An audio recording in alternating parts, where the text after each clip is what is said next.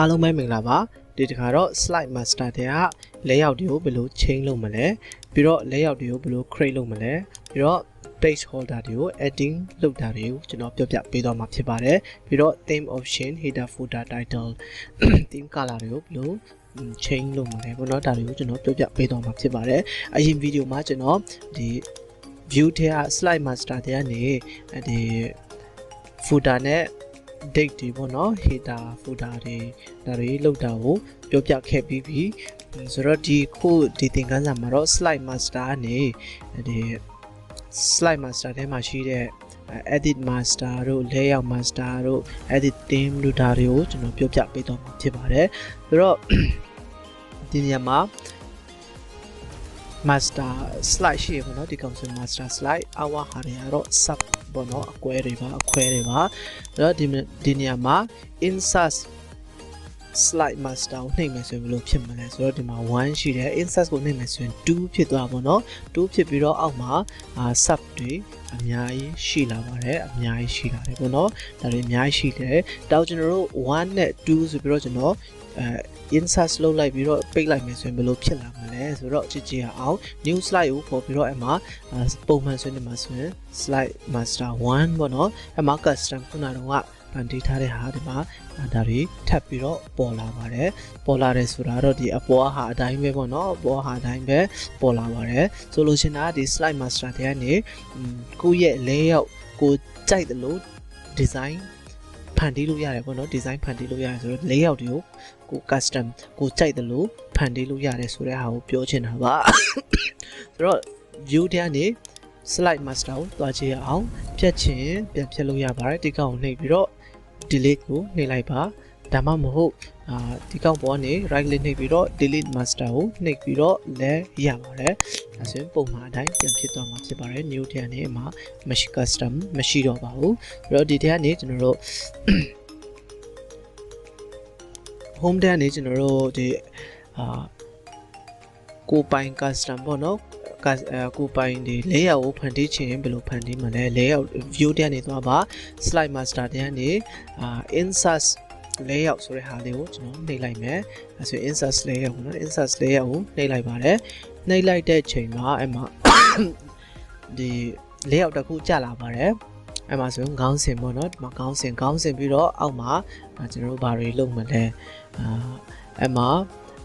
insert placeholder ဆိုတာရှိပါတယ် insert placeholder ထဲမှာကျွန်တော် content တစ်ခုလေးကိုဖန်တီးလိုက်ပါမယ်ဖန်တီးလိုက်မယ်ဒီလောက်နဲ့ကျွန်တော်ထားလိုက်မယ်ပေါ့နော်ဒီလောက်နဲ့ကျွန်တော်ထားလိုက်မယ်ပြီးတော့slide master တဲ့ကိုပြန်သွားလိုက်မယ် insert placeholder တဲ့ကနေဒါဆိုရင် text ရှိမယ် picture ကိုကျွန်တော် insert လုပ်လိုက်မယ် insert လုပ်လိုက်တယ်ပြီးတော့ slide master တဲ့ကနေနောက်ထပ်တစ်ခု table လုပ်မလား smart art ကိုကျွန်တော်လုပ်လိုက်မယ်အစဉ်ကျွန်တော်3ခုဖန်တီးခဲ့ပါတော့ဒါဆိုရင်စာဆိုတော့နည်းနည်းကြည့်အောင်လုပ်လိုက်မယ်ဒီလို3ခုလေးဖန်တီးထားတယ်ပေါ့နော်3ခုလေးဖန်တီးထားတော့ကျွန်တော် rename ပေးလိုက်မယ်ဒီကောင်ကိုSalaiKyaw layout ဆိုပြီးတော့ကျွန်တော် rename ပေးလိုက်ပါတယ်အဲ့လို rename လုပ်ပြီးတော့ close ကိုနှိပ်လိုက်မယ်ဆိုရင်အမှ new ကိုကြည့်လိုက်ပါ SalaiKyaw layout master ဆိုပြီးတော့ new ပေါ်လာပါတယ်ဒါဆိုရင်ကိုယ့်ရဲ့ custom ကိုလုပ်ထားတဲ့ဟာလေးပေါ်လာတယ်ပေါ့နော်ဒါဆိုရင်ပုံမှန်အတိုင်းတွေ့ရတယ်အဲဒီမှာဆိုရင် picture ကို add လုပ်ခြင်းဒီမှာတခါတည်းဒီ picture admin နေရာတခါတည်းပေါ်တယ်ပေါ့နော်ဒါဆိုရင် smart art ပေါ်လာပါလိမ့်မယ် smart art ကိုချက်ချင်းပဲအစားထိုးလို့ရတယ်ပေါ့နော်ဒီမှာဆိုရင်ပုံလေးကိုကျွန်တော်တို့ချက်ချင်းအစားထိုးခြင်းတဲ့ဟာလေးကိုချက်ချင်းအစားထိုးလို့ရပါတယ်ပုံလေးကိုအစားထိုးကြည့်လိုက်မယ်အဲဒီမှာကိုကြိုက်တဲ့ဟာစာတွေ add ပေါ့နော်အဲ့လိုလေးတွေ add ပြီးတော့လုပ်လို့ရပါတယ်ပုံမှန်နဲ့လာတဲ့ဟာလေးလုပ်ကြည့်လိုက်မယ်လာတာပါတာပုံလေးထည့်လိုက်မယ်နော်ဆိုတော့အဲ့လိုလေးတွေ layout designကိုပိုင် layout ပေါ့နော် custom layout တွေကိုဖန်တီးလို့ရတယ်နောက်တစ်ခုက slide master တွေကနေဘာရှိသေးလဲဆိုတော့ခုနကတော့ဒါ insert layout ပြောပြီးပြီပြီးရင်နောက်တစ်ခုကကျွန်တော်ဒီထဲကိုသွားလိုက်မယ် master layout ဆိုတော့ဘာလဲ master layout ထဲမှာဘာရှိလဲဆိုတော့အမှာ title ရှိမယ် text ရှိမယ် date slide number footer ရှိမယ် date နဲ့ slide number နဲ့ footer ကကျွန်တော်တို့ဒီ insert တွေကနေဒါလေးကို slide master မထားဘဲနဲ့ slide master မလုပ်ခင်မှာကျွန်တော်တို့ကဒါတွေထားခဲ့လို့ပေါ့နော်ဒါတွေထားခဲ့လို့သူကဒီနေရာမှာလာပေါ်တာဖြစ်ပါတယ်ဒီနေရာမှာကျွန်တော်တို့မထားခဲ့ဘူးဆိုရင်တော့ပေါ်လာမှာမဟုတ်ပါဘူးဒီနေရာပေါ့နော်slide master တွေတော့လိုက်မယ် master layout မှာပေါ်လာမှာမဟုတ်ပါဘူး title နဲ့ text နှစ်ခုတည်းပေါ်လာပါလိမ့်မယ်အဲ့လိုလုပ်မယ်ဆိုရင်သူကပျောက်သွားတယ်ပေါ့နော်ပျောက်သွားပါတယ်ဒီကောင်ကိုပြန်ထားခြင်း title နဲ့ text ကိုပြန်ထားပြီးတော့ပြန်လုပ်လို့ရပါတယ်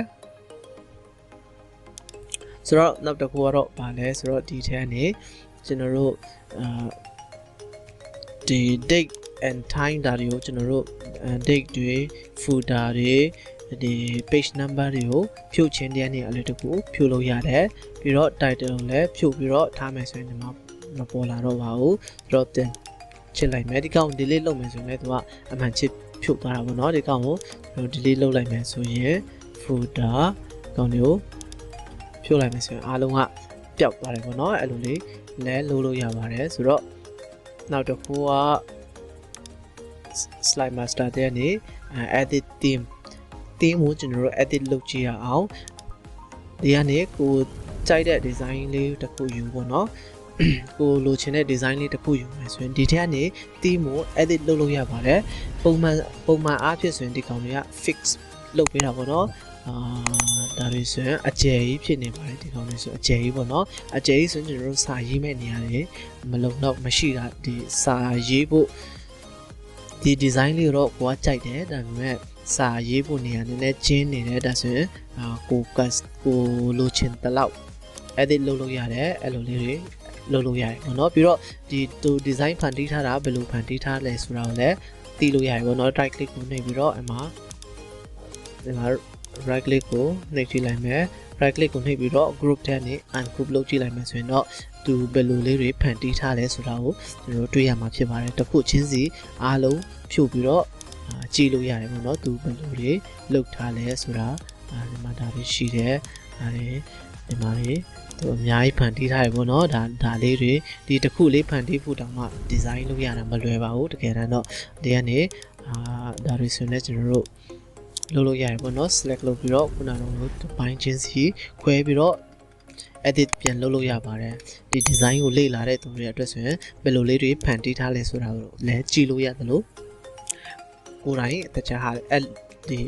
design တွေထပ်ပြီးတော့လည်း add လုပ်လို့ရတယ်ပေါ့နော်ဆိုတော့ဒီ design လေးကိုကျွန်တော်တို့ပြောင်းကြည့်လိုက်မယ်ပြောင်းပြီးတော့ကြည့်လိုက်မယ်ပေါ့နော်အမှဆိုလည်း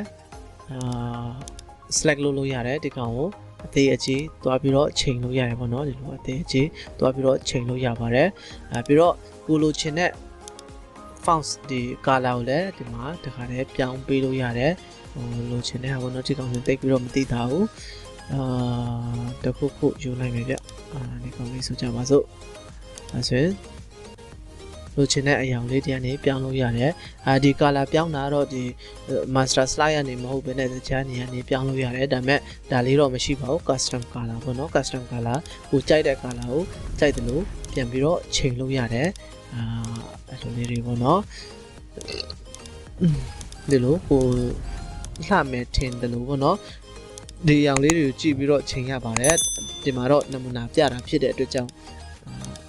ကြိုက်တယ်လို့ချိန်တာပေါ့နော်save လုပ်ကြည့်လိုက်မယ်ခုနကတော့ကျွန်တော်တို့ name ကိုတစ်ခုခုပေးလိုက်ရမှာပေါ့နော် color ကနေခုနကတော့ကျွန်တော်တို့ save ထားတဲ့ဟာcustom 1 custom 2ဆိုပြီးတော့ပေါ်လာပါတယ်ဒါဆိုရင်ကိုဖန်တီးထားတဲ့ဟာလေးပေါ့နော်ဒီကောင်လေးကိုလည်းကျွန်တော်တို့ကြီးလို့ရတယ်သေးလို့ရတယ်ဒီကောင်ကိုလည်းကျွန်တော်တို့နည်းနည်းသေးအောင်လုပ်လို့ရတယ်ဒီကောင်ဆိုနည်းနည်းသေးအောင်လုပ်လို့ရတယ်ပြီးဒါဆိုရင်ကျွန်တော်တို့စာအများကြီးဆန့်ပါတယ်ဒီကောင်လေးတွေကိုကျွန်တော်တို့ဒီအထိဆွဲပြီးတော့လုပ်လို့ရတယ်ပေါ့နော်ဒါဆိုရင်ကျွန်တော်တို့ theme ကိုလိုချင်တယ်လို့ edit လုပ်လို့ရပါပြီဒါဆိုရင် close ကိုနှိပ်ကြည့်လိုက်မယ်အဲ့လိုပြောင်းသွားတယ်ပေါ့နော်ဆိုတော့ဒီထဲကနေကျွန်တော်တို့ theme ကို design ထဲကနေ theme ပေါ့နော်ဒီ theme ကိုvariant အထိပဲပြောင်းလို့ရတယ်အမှာ color change လုပ်ရမယ် font ပြောင်းလို့ရမယ်အဲ့လောက်ထိပဲရတယ်ပေါ့နော် background ကကျွန်တော်တို့ပြောင်းလို့မရပါဘူး background ထဲကဒီဒါလေးဖြုတ်ခြင်းဖြုတ်လို့မရဘူးသေးခြင်းသေးလို့မရဘူးဖြစ်နေပါတယ်ဒါဆိုရင်တော့ view ထဲကနေဒီ master slide ထဲကနေ slide master ထဲကနေပြောင်းလို့ရတယ်ပေါ့နော်ကိုလိုချင်လို့ပြောင်းလို့ရပါတယ်ဆိုတော့ဒီဗီဒီယိုမှာတော့ဒီလောက်နဲ့ရက်နာပြစေနောက် lesson တွေမှာကျန်တဲ့ဟာလေးကျွန်တော်ပြောပြပေးသွားပါမယ်အားလုံးအဆင်ပြေကြပါစေ